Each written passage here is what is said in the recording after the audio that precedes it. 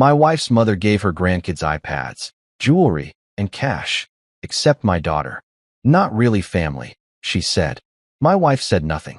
Then, my 9-year-old slid a box across the table and said, "Grandma, Dad told me to give this to you if you ever ignored me again."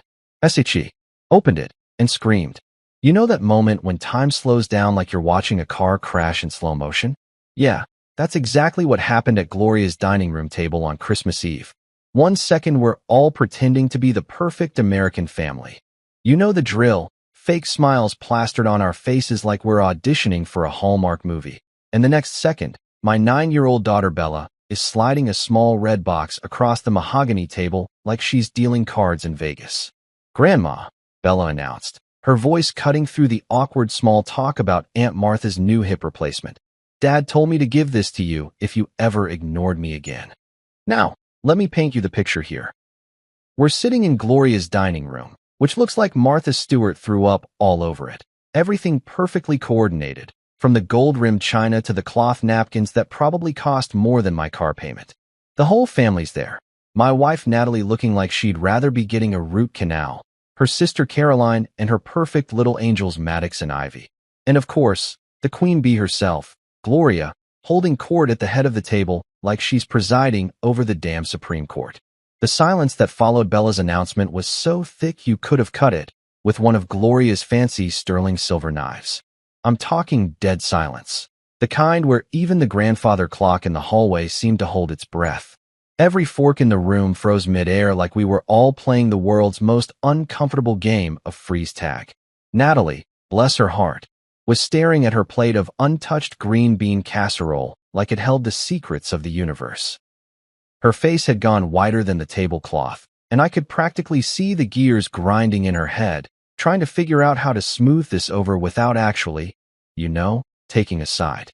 Classic Natalie, always the peacekeeper, even when peace meant throwing her own stepdaughter under the bus. Gloria, on the other hand, put on that tight, polite smile she'd perfected over 67 years of Southern passive aggression. You know the one. Lips stretched thin as dental floss, eyes harder than week-old biscuits. "Well, isn't that sweet?" she said, her voice dripping with the kind of fake honey that makes your teeth ache. What could this possibly be? I wanted to jump in right then, maybe crack a joke to defuse the tension, but this was Bella's show. She'd been planning this moment for months, ever since I gave her that box and told her what to do with it.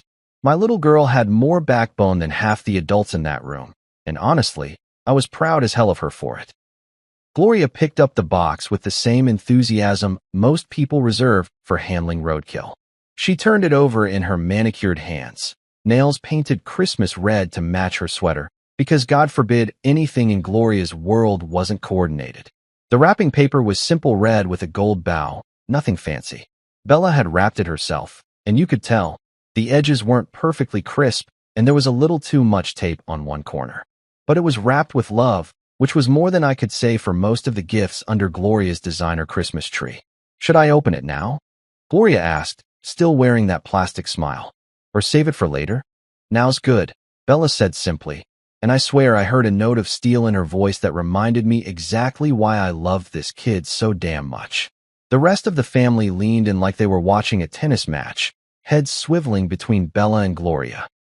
Caroline's kids, Maddox and Ivy, stopped arguing over who got the last dinner roll and actually paid attention for once in their spoiled little lives. Even Uncle Bob put down his third helping of mashed potatoes to watch the drama unfold. Gloria peeled away the wrapping paper with the precision of a surgeon, because even opening a gift had to be a performance with her. She lifted the lid of the small jewelry box. Yeah, I'd bought it from the same place I got Natalie's engagement ring, which seemed fitting somehow, and looked inside. That's when her face changed. The fake smile cracked like a dropped plate, and for just a split second, I saw something flicker across her features. Confusion, maybe, or recognition. Hard to tell with Gloria. She'd been wearing masks for so long, I wasn't sure she remembered what her real face looked like. She reached into the box and pulled out the contents, and that's when the real show started. First came the photograph. 8 by 10, professional quality, showing Bella in her adoption day dress, arms wrapped around my neck, both of us grinning like idiots. The frame read, "Day 1 Dad," in silver letters that caught the light from Gloria's crystal chandelier. Then came the folded piece of paper. Gloria unfolded it slowly, her eyes scanning the official letterhead, the legal jargon, the signatures at the bottom. Bella's adoption certificate, with my name printed clear as day in black ink. Legal proof that this amazing little girl was mine in every way that mattered. Finally, she pulled out the letter. My letter. The one I'd written on a sleepless night 3 months ago when I was tired of watching Bella get treated like a second-class citizen in her own family. I'd poured my heart out on that paper, told Gloria exactly what I thought about her behavior, her favoritism, her complete inability to see past her own prejudices long enough to love an innocent child. Gloria read the letter in silence, her face cycling through more expressions than a mime having a breakdown. I watched her lips move slightly as she read, saw her hands start to shake just a little. The whole room was holding its breath, waiting for her reaction. And boy, did she deliver. The scream that came out of Gloria's mouth was something else. High-pitched, sharp enough to shatter her precious crystal, and loaded with more drama than a daytime soap opera. It was the kind of scream that said, "How dare you challenge me in my own house?" And "I've been caught red-handed," all rolled into one unholy shriek. "What is this?" she demanded, waving the papers in the air like she was trying to surrender to an invisible army. "What kind of sick joke is this supposed to be?" But I knew it wasn't really a question. Gloria knew exactly what it was. It was accountability, gift-wrapped and delivered by a 9-year-old with more integrity in her pinky finger than Gloria had in her whole body. It was Bella's way of saying, "I see you, I know what you're doing, and I'm not going to pretend it's okay anymore." The box had done its job. The message was delivered. And as I looked at my daughter, my brave, brilliant, beautiful daughter, standing there with her chin up and her shoulders back, I knew that whatever happened next, she'd already won. Let me tell you something about favoritism. It's like watching someone slowly poison a well while everyone pretends the water still tastes fine. Gloria didn't just prefer her other grandkids. She practically worshipped the ground they walked on while treating Bella like she was some kind of unwanted house guest who'd overstayed her welcome at the family reunion from hell. The real grandkids. That's what Gloria called them once during a particularly brutal Thanksgiving dinner last year. Caroline's kids, Maddox and Ivy, were the golden children. The ones who got their pictures plastered all over Gloria's Facebook page with captions like, "My precious angels," and "Blessed to be their grandma." Meanwhile, Bella might as well have been invisible for all the attention she got on social media. I used to check Gloria's page sometimes, just to torture myself. Hundreds of photos of Maddox's soccer games and Ivy's dance recitals, but maybe 3 pictures of Bella from the last 2 years, and those were group shots where you could barely see her face. But this Christmas Eve, man, Gloria really outdid herself. It was like watching a masterclass in emotional warfare, Southern style. She'd turned gift-giving into an Olympic sport, and Bella wasn't even invited to compete. The whole production started right after dinner, which had been its own special kind of torture. Gloria had made sure to seat Bella at the kids' table. Yeah, that's right. The 9-year-old got demoted to sit with her 4-year-old cousin, while 10-year-old Maddox got to eat with the grown-ups, because he was such a mature young man. I watched Bella's face when that happened, saw the little flicker of hurt she tried to hide behind a brave smile. Natalie, of course, said nothing, just helped herself to another glass of wine like liquid courage was going to magically grow her a backbone. After we'd all stuffed ourselves with Gloria's famous honey ham, and by famous, I mean she brought it up in conversation at least 6 times during dinner, it was time for the main event. Gloria had arranged the presents under her 14-foot Christmas tree like she was curating a museum exhibit. Everything was color-coordinated, for crying out loud. Red and gold wrapping paper, matching ribbons, little name tags written in her perfect cursive handwriting that probably took her 3 hours to complete. "All right, my darlings," Gloria announced, clapping her hands together like she was calling a board meeting to order. "Time for presents. But first, let's get some pictures." And there it was, the first sign of the disaster to come. She gathered Maddox and Ivy around the tree, positioning them just so, adjusting their hair and smoothing down their fancy clothes. The iPhone came out, and suddenly it was a full-blown photo shoot. "Say cheese, my beautiful grandchildren." Click, click, click. About 50 photos later, she was satisfied with her Christmas card material. Bella stood there the whole time, just watching. Not pouting, not throwing a fit, just observing with those wise brown eyes of hers that seemed too old for her 9-year-old face. I wanted to grab her, pull her into those photos, make Gloria acknowledge her existence. But Bella caught my eye and shook her head slightly. She knew. God, she knew exactly what was happening, and she was handling it better than any of the adults in that room. Then came the gifts, and sweet Jesus. It was like watching someone hand out $100 bills at a homeless shelter while skipping every third person in line. Maddox went first, naturally, because he was the oldest and the most special, according to Gloria's twisted logic. Brand new iPad Pro, still in the box, with all the accessories. The kid didn't even say thank you, just tore into the packaging like a miniature tornado while Gloria beamed at him like he'd just cured cancer. Careful with that, sweetheart, Gloria cooed, helping him peel off the protective plastic. Grandma saved up for months to get you the very best one. Months. She'd saved up for months for Maddox's gift. Keep that in mind, because it becomes important later. Ivy was next, and her haul was equally impressive. A jewelry box that played music when you opened it. Not just any jewelry box, mind you, but one of those fancy ones from that expensive boutique downtown that charges more for a trinket box than most people spend on groceries in a month. Inside the jewelry box, a real gold bracelet with little charms dangling from it. Each charm represented something special about Ivy. Gloria explained in excruciating detail. A tiny dance shoe because she loved ballet. A little book because she was such a good reader. A miniature heart because she was Grandma's sweetheart. The performance continued with envelopes, thick, cream-colored envelopes that you just knew contained cold hard cash. $50 each for Maddox and Ivy, handed over with instructions to buy something special, and don't tell your parents I spoiled you. Like money was just another way to show love, which I guess in Gloria's world, it was. Through all of this, Natalie sat there like a statue. Not a word, not a protest, not even a suggestion that maybe, just maybe, all the kids should be treated equally. She just sipped her wine and nodded along with Gloria's commentary, like she was watching a mildly interesting documentary, instead of witnessing her own daughter getting systematically excluded from the family. That silence was deafening.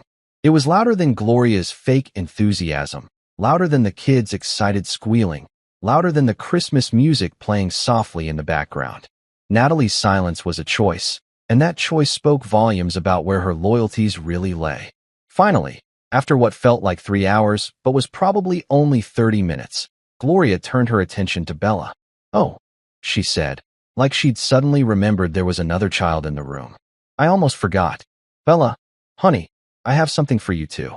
The way she said it, like Bella was an afterthought, like her gift was some kind of consolation prize, made my blood pressure spike so high I thought my head might explode.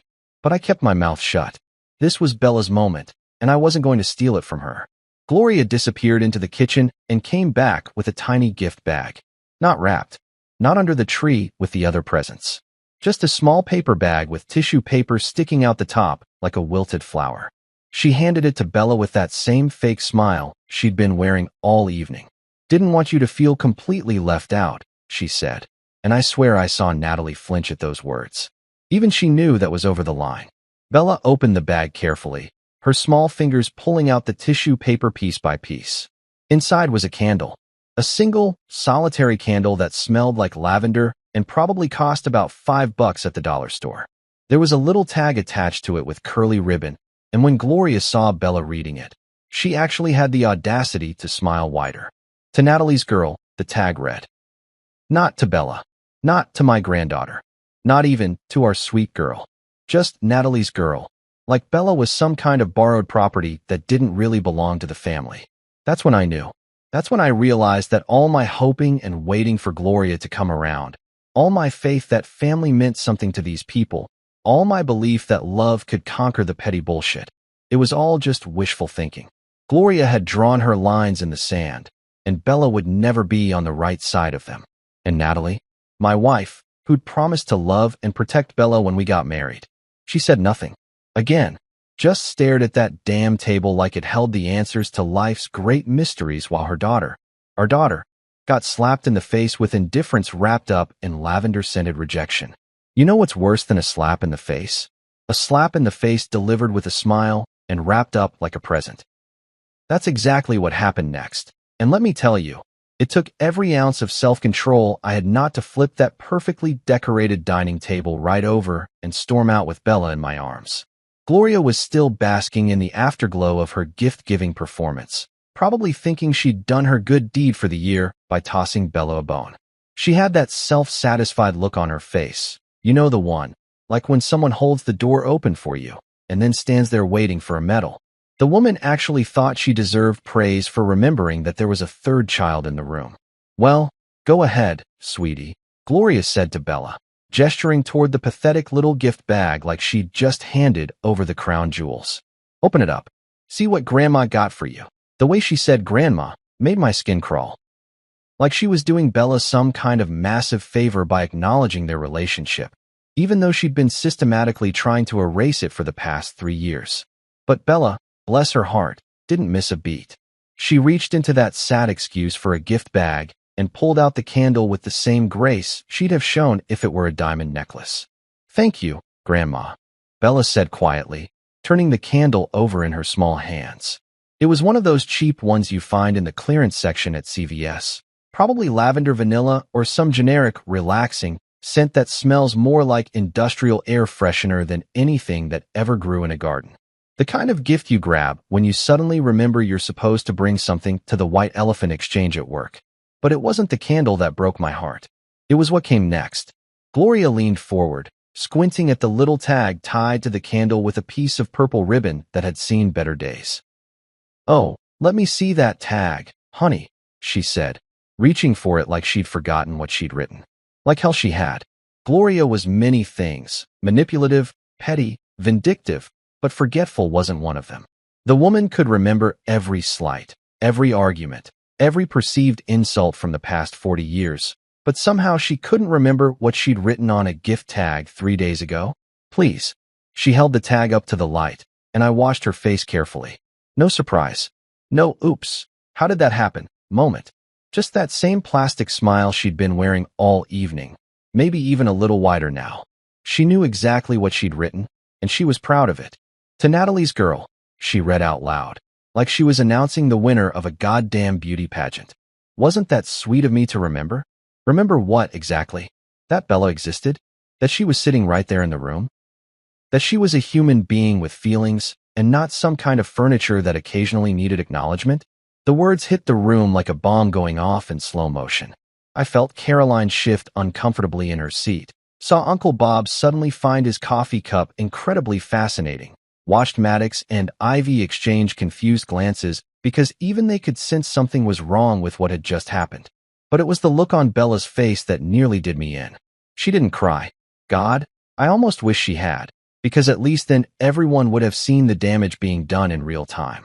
Instead, she just went very still, very quiet, like a little animal that knows it's being hunted and hopes that if it doesn't move, maybe the predator will lose interest and wander away. Her shoulders sagged just a fraction of an inch, and I saw something dim behind her eyes. That spark of hope that maybe this time would be different. Maybe this time she'd be included. Maybe this time she'd matter. Natalie's girl. Not Bella. Not our granddaughter. Not even our girl. Just Natalie's girl, like she was some kind of accessory that belonged to my wife rather than a full-fledged member of this screwed-up family. Like I didn't exist. Like the adoption papers didn't exist. Like the 3 years I'd spent loving this kid with everything I had somehow didn't count because I wasn't blood related to the queen bee holding court at the head of the table. I gripped the edge of my chair so hard, I probably left finger indentations in the wood. Every muscle in my body was coiled tight, ready to spring into action, ready to say all the things that had been building up inside me for months. But this wasn't my moment. This was Bella's story to tell, and I could see in her eyes that she understood exactly what was happening. She wasn't stupid. Kids never are, no matter how much adults like to pretend they don't notice the subtle cruelties, the casual dismissals, the way their worth gets measured in gift bags and name tags. Bella had been watching, listening, learning the hard way that sometimes the people who are supposed to love you the most are the ones who hurt you the deepest. Gloria was still holding that damn tag, admiring her handiwork like she'd just written the Gettysburg Address instead of a three-word gut punch to a 9-year-old. I thought it was important to be specific, she continued, because apparently she wasn't done twisting the knife. After all, Bella is Natalie's stepdaughter, and I didn't want there to be any confusion about relationships. Confusion about relationships. Right. Because God forbid anyone might accidentally think that Bella actually belonged to this family, that she had any claim to the love and acceptance that seemed to flow so freely to Maddox and Ivy. Can't have that kind of confusion clouding up the family tree, can we? And through all of this masterclass in emotional abuse disguised as Christmas cheer, Natalie sat there like a statue. Her face had gone pale, and I could see her hands trembling slightly as she reached for her wine glass, but she didn't say a word. Not one single word in defense of the child who called her mom, who looked up to her, who trusted her to protect her from exactly this kind of cruelty. That silence was becoming a pattern, and it was starting to eat away at me like acid. Every time Gloria pulled this crap, every time she found a new way to exclude Bella or diminish her importance, Natalie would just disappear. Mentally check out. Find something incredibly interesting to stare at while her mother systematically destroyed her daughter's sense of belonging. I kept waiting for her to stand up, to say something, anything that would show Bella that she mattered, that she was worth defending. But Natalie just sat there, trapped between her mother's approval and her daughter's pain, and apparently she'd already chosen which one was more important to her. Bella carefully placed the candle back in the gift bag, folding the tissue paper around it with the kind of precision that broke my heart. She was being so careful, so respectful, even in the face of this humiliation. It was like watching someone thank their executioner for using a sharp blade. "It smells really nice, Grandma," she said softly, and I had to bite my tongue to keep from screaming at the injustice of it all. Here was this amazing kid, this brave, beautiful, brilliant little girl, thanking the woman who'd just carved another piece out of her heart. That's when I saw it. That little light in Bella's eyes dimming just a fraction more. Not going out completely, thank God, but definitely growing dimmer. And I knew right then and there that something had to be done. This couldn't continue. I couldn't keep watching the woman I married choose her mother's comfort over our daughter's well-being. I couldn't keep pretending that things might change, that Gloria might come around, that family meant anything more than shared DNA and holiday obligations to these people. Bella deserved better. She deserved a family that claimed her completely, not one that kept her at arm's length with gift tags and careful distinctions about whose girl she really was. The drive home from Gloria's house was quieter than a library on Christmas morning. Bella sat in the back seat clutching that pathetic little gift bag like it was some kind of lifeline, staring out the window at the twinkling Christmas lights that decorated every house we passed. Natalie rode shotgun with her head turned toward her own window, probably hoping that if she ignored the elephant in the car long enough, it would magically disappear and we could all pretend this evening had gone differently. Me?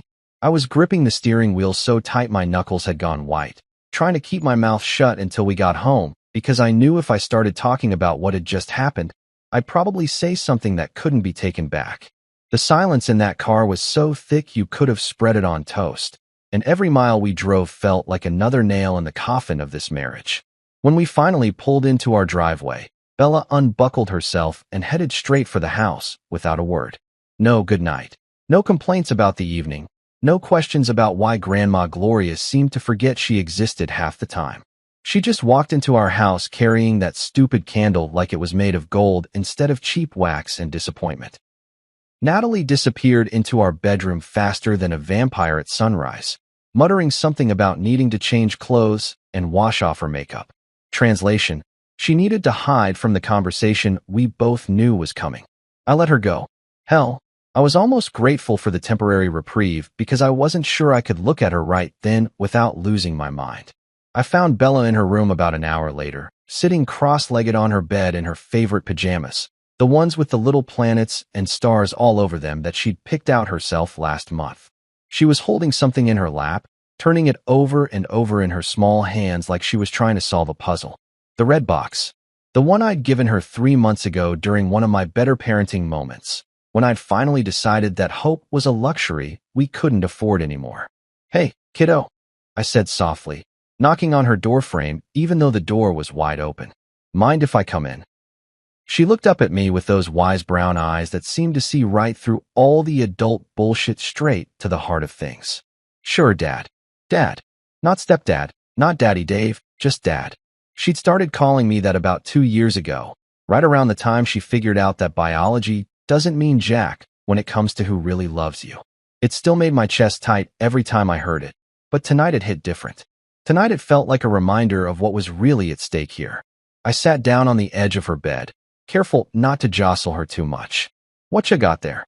She held up the box, and I could see her fingerprints on the red wrapping paper where she'd been handling it. I was just thinking about what you said, she told me, her voice quiet but steady. About only opening it if Grandma ever forgot who I was again. And what do you think? Did she forget who you were tonight? Bella considered this for a long moment, her forehead scrunched up in concentration. This kid had always been a deep thinker, the type who actually listened when adults talked and remembered everything they said. Sometimes I thought she was too smart for her own good, too aware of the undercurrents and hidden meanings that most 9-year-olds would miss completely. I don't think she forgot, Bella finally said. I think she just doesn't want to remember. Jesus, out of the mouths of babes, right? This kid had just summed up 3 years of family dysfunction in one sentence. Gloria hadn't forgotten that Bella was her granddaughter. She just couldn't bring herself to fully accept it, to claim this amazing little girl as her own, because doing so would mean acknowledging that I was family too. That's a pretty grown-up way to look at it, I said, and I meant it. How does that make you feel? She shrugged, but I could see the hurt lurking behind her casual gesture. Sad, I guess, but not surprised anymore. I kind of figured out a while ago that she wasn't going to change her mind about me. The matter-of-fact way she said it broke something inside my chest. No kid should have to develop that kind of armor, that kind of resigned acceptance of rejection. No kid should have to learn to lower their expectations of love before they've even hit double digits. I'm sorry, Bella. I'm sorry she can't see how amazing you are. It's not your fault, Dad. She picked at a loose thread on her pajama pants, not meeting my eyes. And it's not Mom's fault either, even though sometimes I wish she would say something. There it was. The thing we'd all been dancing around for months. Bella knew that Natalie was choosing silence over advocacy, peace over protection. She'd figured out that her stepmother would rather preserve her relationship with Gloria than risk making waves on Bella's behalf. What if I told you that maybe it's time to remind Grandma Gloria who you really are? I asked carefully. What if I said that sometimes people need a wake-up call to remember what's important? Bella looked down at the box again, then back up at me. Can I give it to her tomorrow? The way she asked it, not hesitant or scared, but determined, told me everything I needed to know about the kind of person this kid was growing up to be. She wasn't asking for permission to be cruel or vindictive. She was asking for permission to stand up for herself, to demand the respect and recognition she deserved. It's your choice, I told her, and I meant every word. But if you decide to do it, I'll be right there with you. She nodded solemnly, like we'd just signed some kind of treaty. Okay, I think I want to do it. I'm tired of pretending it doesn't hurt. You don't have to pretend anymore, kiddo. You're allowed to be hurt when people treat you badly, and you're allowed to do something about it. We sat there for a while longer, not really talking, just being together in that quiet space between decision and action. Bella eventually set the box on her nightstand and crawled under her covers, and I tucked her in like I'd done every night since she was 6 years old. Dad? She said as I was turning off her lamp. Yeah. Do you think tomorrow will be different? I thought about lying to her, telling her that everything would work out fine, that Gloria would apologize and suddenly become the grandmother Bella deserved. But this kid had dealt with enough lies and false hope. She deserved the truth. I think tomorrow is going to change everything, I said instead. I can't promise it'll be easy, but I can promise that whatever happens, you and I will face it together. She smiled at that, the first real smile I'd seen from her all evening. Good. I love you, Dad. I love you too, Bella. More than you'll ever know. I closed her door and stood in the hallway for a moment, listening to her breathing even out as she drifted off to sleep. She slept peacefully that night, probably better than she had in months. There's something to be said for making a decision, for choosing action over acceptance, for finally saying enough is enough. Me? I didn't sleep at all. I lay in bed next to my wife, who was pretending to be asleep but fooling absolutely no one, and stared at the ceiling thinking about what tomorrow would bring. Natalie never asked what was in the box. Maybe she didn't want to know. Maybe she'd already figured out that whatever it was going to force her to choose sides in a war she'd been trying to avoid for 3 years. Or maybe she already knew what side she was on, and that scared her more than facing her mother's wrath ever could. Either way, the die was cast. Bella had made her choice, and I'd made mine right alongside her. Tomorrow we'd find out what my wife would choose, and what kind of family we really were underneath all the holiday pretense and forced smiles. The quiet before the storm always feels like this, heavy with possibility, charged with the electricity of change. And as I lay there listening to Bella's peaceful breathing through the thin walls of our house, I knew that when the sun came up, nothing would ever be the same again. You know what they say about hindsight being 20/20? Well, lying awake at 3 in the morning staring at water stains on your bedroom ceiling has a way of bringing everything into crystal clear focus. As I replayed the evening's events in my mind like some kind of masochistic highlight reel, I realized that what happened at Gloria's house wasn't an isolated incident. It was just the latest chapter in a 3-year-long book titled, How to Systematically Break a Child's Spirit While Everyone Pretends It's Not Happening. The pattern had been there from day one, clear as the nose on my face, but I'd been too hopeful, too naive, too damn determined to make this blended family thing work to see it for what it really was. I'd been making excuses for Gloria's behavior like I was her damn publicist instead of Bella's protector. Remember Ivy's 7th birthday party 2 years ago? The one where Gloria rented out that fancy community center with the bounce house and hired a princess character to come entertain the kids? Every cousin within a 50-mile radius got an invitation hand-delivered by Gloria herself, complete with glittery envelopes and RSVP cards. Bella found out about the party 3 days before it happened, and only because she overheard Natalie on the phone with Caroline discussing what gift to bring. Am I invited to Ivy's party? Bella had asked that night at dinner, her voice small and uncertain in a way that made my heart crack right down the middle. Natalie had looked at me with panic in her eyes, like I was supposed to have some magical answer that would make this situation less horrible than it was. Of course you're invited, sweetheart, she'd said finally. Grandma probably just forgot to give you an invitation. Forgot. Right. The same woman who kept a color-coded calendar system and set phone reminders for everything from dentist appointments to when to water her orchids had somehow forgotten to invite one specific grandchild to a birthday party. The same woman who could remember the exact date and time of every soccer game Maddox had ever played, but couldn't remember to include Bella in family gatherings. So we showed up to that party. Me, Natalie, and Bella with a carefully wrapped present and a brave smile. And you know what happened? Gloria acted like we'd crashed the damn thing.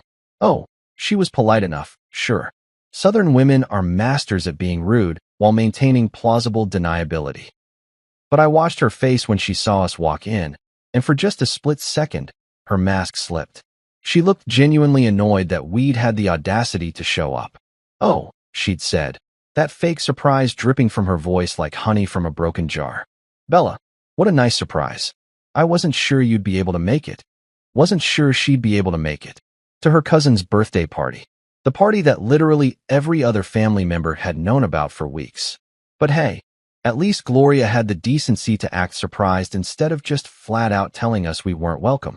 The princess character, some poor college kid making beer money by wearing a plastic tiara and a polyester gown, made a big show of greeting all the birthday girls' special friends. She knew every other kid's name, had little personalized messages for each of them, played games that seemed designed specifically for their interests. When she got to Bella, though, and who might this lovely young lady be? Like Bella was some random kid who'd wandered in off the street instead of family. That's when it hit me that Gloria had briefed the entertainment.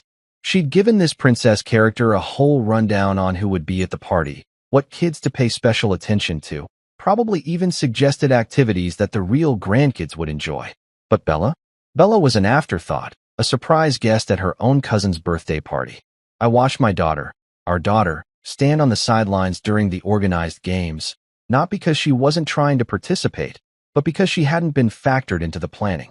When they played musical chairs, there weren't enough chairs. When they did the scavenger hunt, the teams were already formed and perfectly balanced without her. When it came time for the group photo, guess who got cropped out when Gloria posted it on Facebook later that night? And through all of this, Natalie said nothing. just smiled and made small talk with Caroline about school schedules and summer vacation plans while her daughter learned another hard lesson about where she stood in the family hierarchy. Then there was the infamous sleepover incident from last summer. Caroline had decided to treat all the cousins to a weekend at her house. Movies, pizza, the whole 9 yards. Maddox and Ivy had been talking about it for weeks, planning what movies to watch, what snacks to bring, what pajamas to pack. Bella listened to all this chatter with the kind of quiet attention that kids get when they're waiting to be included in something that sounds amazing. The Friday finally arrived, and Caroline showed up at Gloria's house to collect Maddox and Ivy. I'll never forget the look on Bella's face when she realized that the sleepover she'd been hearing about for a month wasn't meant to include her. She didn't cry, didn't throw a tantrum, didn't even ask why she couldn't go. She just went very quiet and spent the rest of the evening in her room, reading. When I confronted Natalie about it later, she gave me the same tired excuse she always did. Mom probably just thought it would be easier with fewer kids. Easier for who? Certainly not for Bella, who had to watch her cousins bond over shared experiences while she sat at home wondering what she'd done wrong. The birthday invitations that never came. The family photos she somehow never made it into. The holiday traditions that seemed to evolve specifically to exclude her. The casual conversations about family vacations that stopped abruptly whenever she walked into the room. The way Gloria would remember every detail about Maddox's baseball season and Ivy's dance recitals, but couldn't recall what grade Bella was in or who her teacher was. It wasn't forgetfulness. It wasn't being too busy or having too much on her plate. It was a deliberate, systematic campaign to make Bella feel like an outsider in her own family.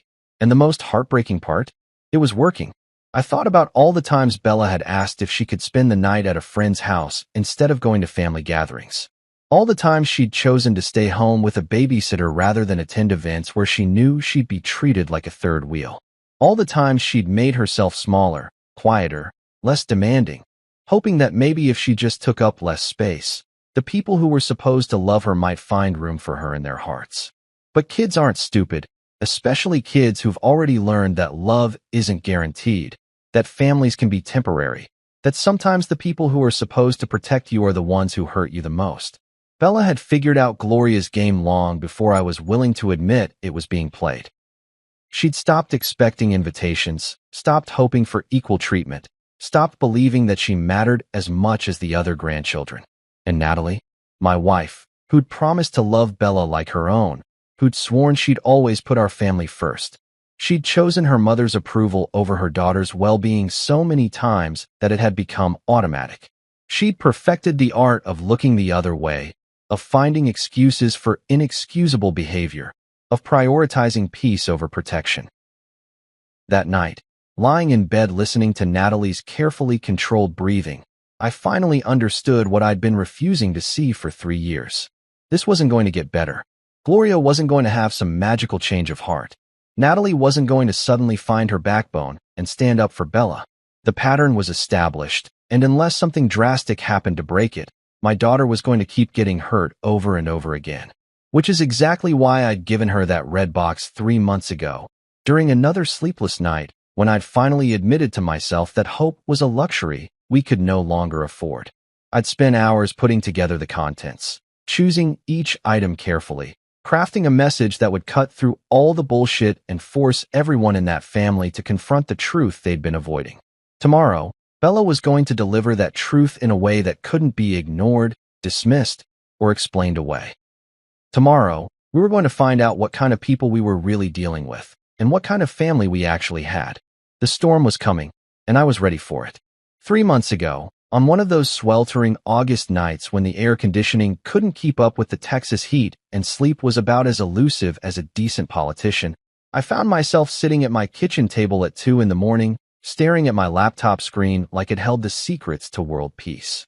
The house was dead quiet except for the hum of the refrigerator and the occasional creak of settling wood, and I was doing something I'd never imagined I'd need to do, building a weapon out of love letters and legal documents. The breaking point had come earlier that day at Caroline's annual summer barbecue. You know the kind. One of those perfectly orchestrated suburban gatherings where everyone pretends to be having a blast while secretly judging each other's potato salad and counting how many beers their brother-in-law has knocked back. Gloria had outdone herself that day, turning what should have been a simple family cookout into another masterclass in emotional manipulation. I can still see it like it happened yesterday. There was Bella, sitting alone on the porch swing while all her cousins splashed around in Caroline's fancy new above-ground pool. Not because she didn't want to swim. Hell, that kid loved water more than a fish. But because somehow, mysteriously, no one had thought to tell her to bring a bathing suit. Every other kid got a text from their parents the night before. Don't forget your swimsuit for tomorrow. But Bella?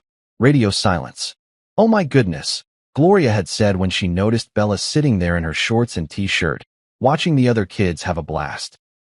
Sweetie, why aren't you swimming with the others? The innocent tone, the wide eyes, the perfect performance of someone who genuinely couldn't understand why this one particular child wasn't joining in the fun. If I hadn't known better, I might have believed she was actually concerned instead of just covering her ass in front of the other adults. I didn't bring my bathing suit, Bella had said quietly, not accusingly, not with any hint of blame or resentment. Just a simple statement of fact from a kid who'd learned not to expect the same consideration as everyone else. Oh, well, Gloria had replied with that practiced sigh of disappointment that somehow managed to suggest that Bella's lack of preparation was just another example of how she didn't quite fit in with the family standards. Maybe next time you'll remember to bring one. Next time. Like it was Bella's responsibility to read minds and know that a swimming party was swimming optional for some kids and mandatory for others. Like a 9-year-old should have psychic powers to compensate for adults who couldn't be bothered to include her in their planning. I'd watched Bella's face during that exchange, saw the way she just nodded, and accepted the blame for something that was completely out of her control. No protests, no pointing out that nobody had told her to bring a swimsuit, no tears or tantrums. Just quiet acceptance of another exclusion disguised as an oversight. That's when something inside me snapped. Not loudly, not dramatically, but with the quiet finality of a door closing for the last time. I realized I was watching my daughter learn to accept less than she deserved, to make excuses for people who didn't deserve excuses, to shrink herself down to fit into spaces where she was barely welcome. So that night, while the rest of the house slept and the heat pressed against the windows like a living thing, I started building my insurance policy. Call it a nuclear option, call it a reality check wrapped in a bow, call it whatever the hell you want, but I knew that sooner or later, Gloria was going to push things too far, and when that happened, I wanted to be ready. The first thing I did was dig out Bella's adoption papers. The official ones, not the copies we kept in our filing cabinet, but the originals with the raised seal and the judge's signature that made everything legal and binding. Judge Martinez had been so kind that day, patient with a scared 6-year-old who wasn't sure what adoption meant, but knew it had something to do with making Dave her real dad. I remember how Bella had looked in that courthouse, tiny in her favorite pink dress, clutching my hand like her life depended on it, asking whispered questions about whether this meant I'd love her forever. The judge had explained it all so gently, telling her that adoption meant I was choosing to be her daddy not because I had to, but because I wanted to more than anything else in the world. So he'll never leave me, she'd asked, those big brown eyes searching the judge's face for reassurance. Never. Judge Martinez had promised. This paper means he's your daddy forever and always, no matter what. 3 years later, sitting at my kitchen table in the dead of night, I traced my signature on those papers with my finger and remembered the weight of that promise. Forever and always, no matter what. Even when the what included in-laws who treated my daughter like she was less than their biological grandchildren. Next, I pulled up the photos from that day. There were dozens of them. Natalie had gone a little crazy with the camera, documenting every moment like it was a presidential inauguration.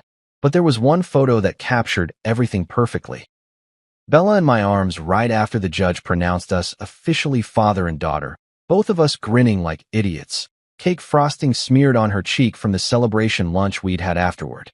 I'd had that photo professionally printed and framed it in one of those fancy silver frames with Day 1 Dad engraved at the bottom. Not stepdad or bonus dad or any of those other terms people use when they want to put qualifications on love. Just dad. Because that's what I became that day. Not her biological father, but her real father in every way that mattered. The frame had been sitting on my dresser for 3 years, but that night I knew it belonged somewhere else. In a box, with a message attached that couldn't be misunderstood or ignored or explained away. The letter took me the longest to write. I must have started it 20 different ways, trying to find the right tone, the right words, the right balance between fury and disappointment. How do you tell someone that they're failing a child without sounding preachy? How do you explain that love isn't conditional, that family isn't about blood types and DNA tests, that a 9-year-old deserves better than crumbs disguised as kindness? In the end, I kept it simple. I wrote about what I saw every time we visited Gloria's house. The way Bella's face lit up when she thought she was finally going to be included, and the way that light dimmed when she realized she was still on the outside looking in. I wrote about birthday parties she wasn't invited to and family photos she somehow never made it into. I wrote about a little girl who'd already learned too much about disappointment and not nearly enough about unconditional love. I wrote about the day I adopted her, about the promises I made in that courthouse, about the kind of father I was determined to be and the kind of family I thought we were building together. I wrote about second chances and fresh starts and how some people get blessed with the opportunity to love a child who isn't biologically theirs, and how criminal it is to waste that blessing. But mostly, I wrote about Bella, about how she never complained when she got left out, never threw tantrums when she was treated differently, never stopped hoping that maybe this time would be different. I wrote about her resilience and her kindness and her capacity for forgiveness, and how those beautiful qualities were being slowly eroded by people who should have been protecting them instead of exploiting them. The letter ended up being 3 pages long, single-spaced, every word carefully chosen and ruthlessly edited. It was part love letter, part ultimatum, part wake-up call. It was everything I'd wanted to say for 3 years, but had been too polite, too hopeful, too damn naive to actually voice. When I was finally satisfied with it, I folded it carefully and slipped it into an envelope. Then I gathered up the adoption papers, the photograph, and the letter, and packed them all into a small jewelry box I'd bought at the same store where I'd gotten Natalie's engagement ring. Seemed fitting somehow, using a symbol of love and commitment to deliver a message about what those things actually mean. I wrapped the box in red paper, Bella's favorite color, and tied it with a gold ribbon. Then I wrote her name on a small card in my best handwriting and tucked it under the bow. For weeks after that, the box sat in my desk drawer like a loaded gun, waiting for the right moment to be fired. That moment came 3 months later, on Christmas Eve, when Gloria handed my daughter a $5 candle and called her Natalie's girl, like she was returning a borrowed book instead of acknowledging her own granddaughter. Some weapons are made of steel and gunpowder. Others are made of truth and consequences. That little red box contained both, wrapped up in love and delivered by a 9-year-old who'd finally had enough of being treated like she didn't matter. Tomorrow, we'd find out just how much damage the truth could do. Christmas morning came with all the subtlety of a freight train carrying disappointment and wrapped in forced holiday cheer. Bella was up before dawn, not because she was excited about presents. We'd already done our real gift exchange at home the night before, but because she'd made a decision and kids don't waste time second-guessing themselves the way adults do. She stood in her bedroom doorway at 6:30 in the morning, already dressed in her favorite red velvet dress with the sparkly bits around the collar, her hair brushed into 2 neat braids she'd somehow managed to do herself. Those little sparkle boots she'd begged for at Target last month were already on her feet, and she was holding that damn red box like it was the most precious thing she owned. "Morning, Dad," she said, and her voice was steady as a rock. No nervousness, no second thoughts. Just quiet determination that made my chest swell with pride and terror in equal measure. "Morning, kiddo. You look beautiful." And she did, like a little warrior princess dressed for battle, which I guess is exactly what she was. "Can I take the box?" she asked, holding it up for me to see. The wrapping paper was a little wrinkled from where she'd been holding it, but the gold bow was still perfectly centered, still pristine. I looked at my daughter, really looked at her, standing there in her Christmas dress with her chin up and her shoulders back, ready to face down the woman who'd been slowly chipping away at her sense of worth for 3 years. She was 9 years old and braver than most adults I knew. "It's your choice," I told her for what felt like the 100th time in the past 24 hours, and I meant it completely. This was her battle to fight, her stand to make, her truth to tell. She nodded once, sharp and decisive, like a general accepting orders. "Okay. I want to do it." The drive to Gloria's house was different this time. Yesterday's heavy silence had been replaced by something else. Anticipation, maybe, or the kind of electric tension you get before a thunderstorm rolls in. Bella sat in the back seat with the box in her lap, staring out the window at the Christmas morning landscape like she was memorizing it. Natalie rode shotgun in a black dress that looked more appropriate for a funeral than a family brunch, which seemed fitting considering what we were probably about to bury. When we pulled into Gloria's circular driveway, because of course she had a circular driveway, this was Texas and she had a reputation to maintain, the house looked like something straight out of Southern Living magazine. Garlands draped perfectly along the porch railings, matching wreaths on every window, lights strung with mathematical precision around every tree and bush. It was holiday perfection, the kind of scene that looked amazing in photos but felt cold as ice when you actually had to live in it. Ready for this? I asked Bella as we walked up the front steps, past the life-sized nativity scene that Gloria had been bragging about on Facebook for weeks. Ready, she said simply, clutching the box a little tighter. Gloria answered the door in full hostess mode, wearing a Christmas sweater that probably cost more than most people's rent and a smile that could have powered the house lights. "Merry Christmas, darlings," she gushed, air-kissing Natalie and completely ignoring the tension that was thick enough to cut with a butter knife. "Don't you all look festive?" She barely glanced at Bella's dress, the one she'd spent an hour picking out and another hour making sure was absolutely perfect. "Festive as always," Gloria said dismissively, already turning her attention to Natalie's outfit and the bottle of wine we'd brought as a hostess gift. I watched Bella's face during this exchange, saw the tiny flicker of disappointment she tried to hide behind her brave mask. Even on Christmas morning, even when she was dressed like a little princess and carrying what amounted to a declaration of war, Gloria couldn't be bothered to really see her. That was okay. In about 3 hours, she wouldn't have a choice. After brunch, which was basically Gloria's greatest hits of passive-aggressive hosting, complete with comments about some people not eating enough of her famous pecan French toast, it was time for the main event. The living room transformed into Gloria's personal theater, with everyone arranged like an audience waiting for the show to begin. Maddox got the spotlight first, naturally. The kid tore through his smartwatch packaging like a miniature tornado, while Gloria practically glowed with pride. "Grandma saved up for months to get you the very best one, sweetheart," she cooed, like she was announcing his Nobel Prize acceptance. Then came Ivy's turn with that ridiculous jewelry box that probably cost more than my car payment. Gloria went into full narrator mode, explaining every tiny charm on the gold bracelet like she was giving a museum tour. "This little book represents what a wonderful reader you are, and this heart shows how much Grandma loves you." The whole performance made my stomach turn, but I kept my mouth shut. This was all build-up to the real show.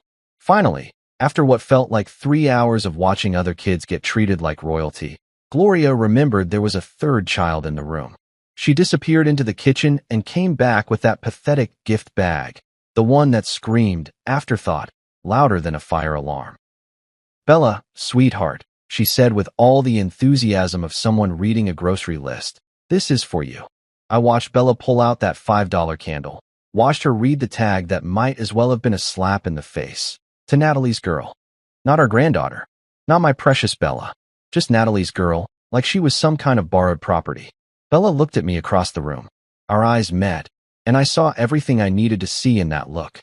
She was done. Done with the crumbs. Done with the excuses. Done with pretending this was normal or acceptable. I gave her one small nod. She stood up from her spot on the couch, that red box clutched in her small hands like it contained the crown jewels. The room went quiet as she walked with perfect posture to the head of the table, where Gloria sat like a queen holding court. "Grandma," Bella said, her voice clear and steady as a bell.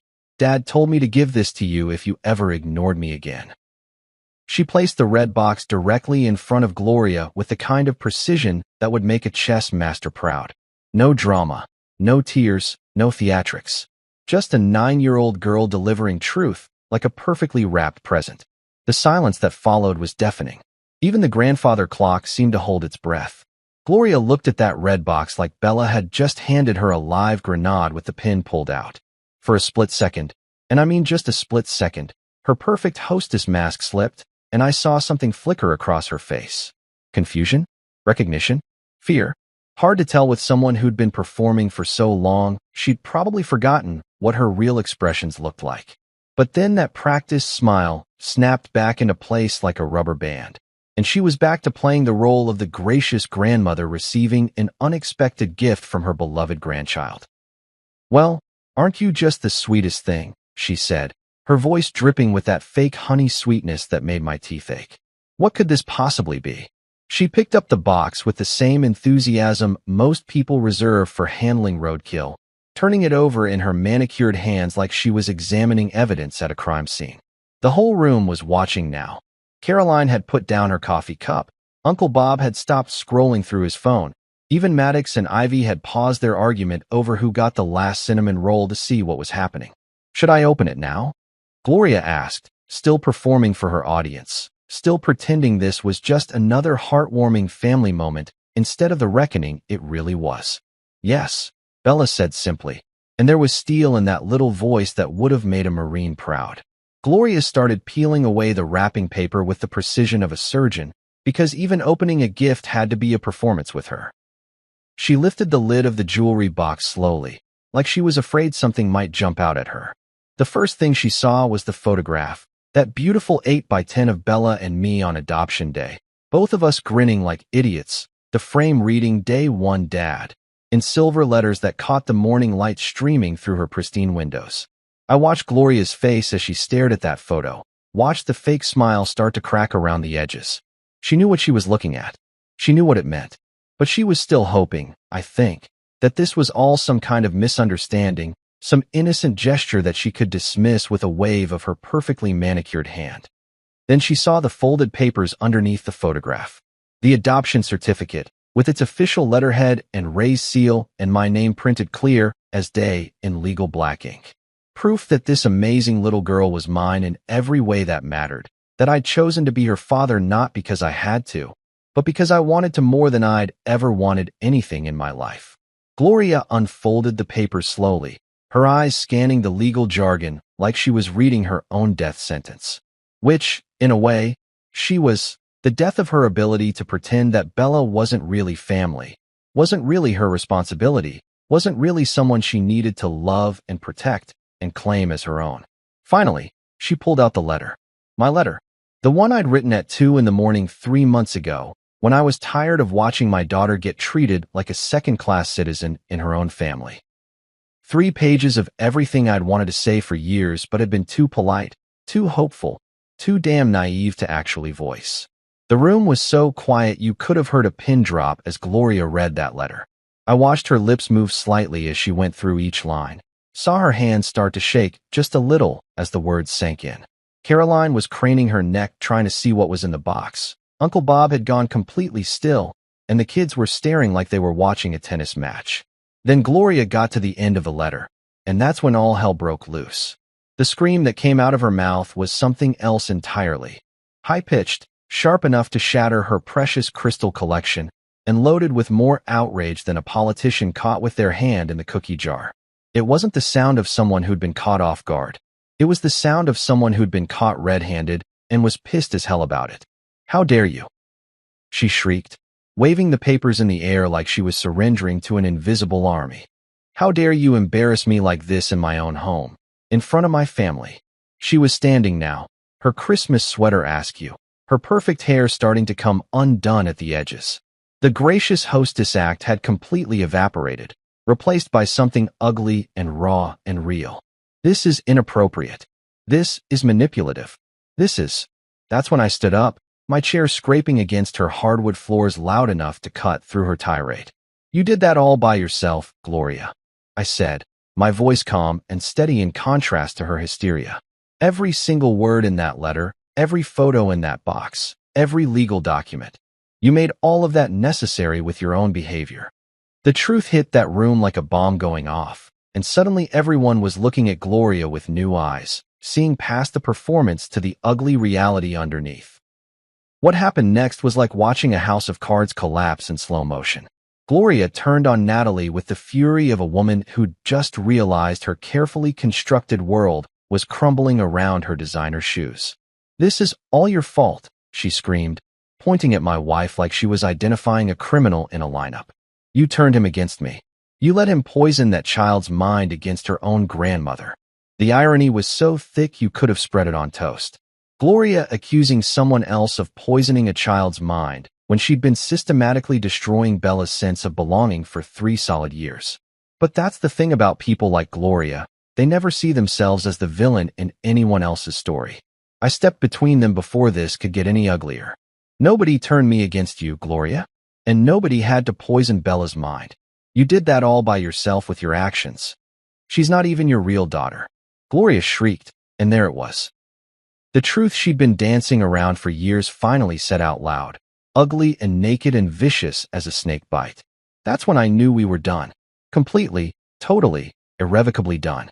Bella is my daughter, I said, my voice steady as granite. She's our family. If you can't accept that, then we're finished here.